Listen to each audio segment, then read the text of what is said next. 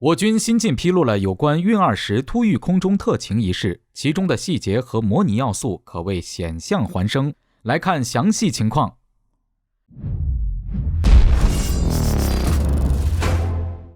各位老铁大家好，欢迎收看本期迷彩虎，我是虎哥。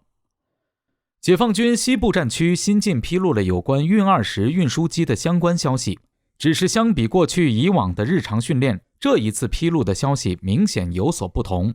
按照西部战区披露的消息内容来看，在执行一次飞赴远海训练任务过程中，在任务进行数小时之后，我军运20机组在返航途中突遇警报，在机身后方发现不明空中目标正快速来袭，显然是来者不善。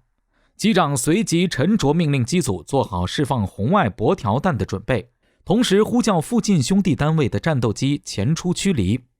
尽管事发突然，但有惊无险的是，本次特勤只是一次逼真的模拟演练，不但有效检验了运20机组准确判断并处置特勤的能力，更是对多兵种联合作战的有效考验。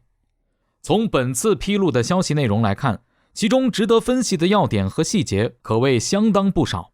首先便是西部战区的运20运输机飞赴远海，从西站所处位置以及现实情况分析来看，可能性最大的方向，也是最贴近实战考虑的方向，便是印度洋方向。尽管印度洋并非是印度的内海，但印度军队对这片海域的野望却是长期未曾停止，还不减反增的。不仅是印度海军近些年来大力发展航母，建造远洋大型主力舰，以此来谋求强化远洋作战能力，追赶中国海军的实力，并进一步增强对印度洋的控制力，距离让印度洋变成印度的内海这一目标更进一步。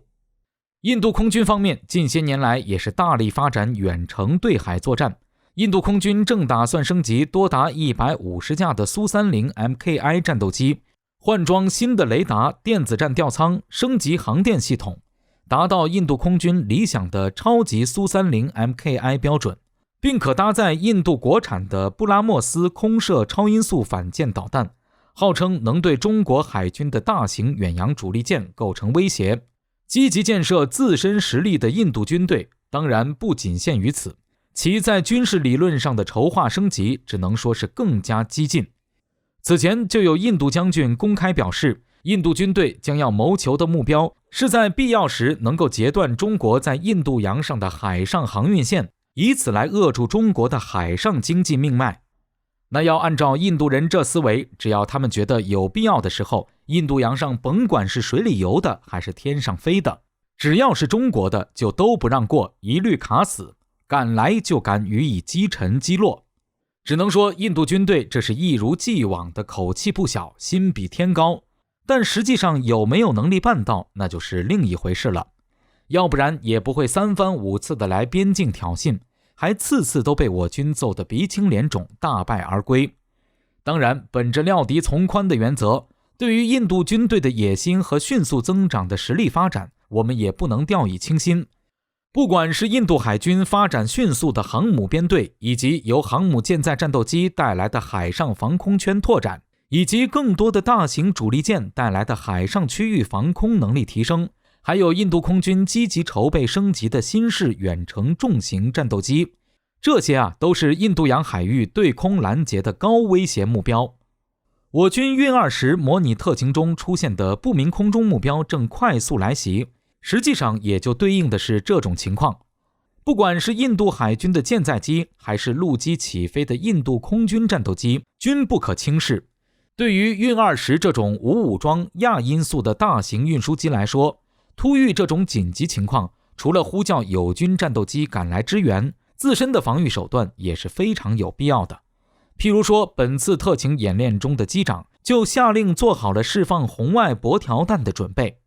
这从侧面也能进一步说明出运20的机载防御系统强度，不只有针对红外追踪导弹的热诱弹干扰，还同期搭载了反制雷达追踪导弹的箔条干扰，囊括了敌军战机、军舰所可能发射的对空导弹种类，防护手段多样且齐全。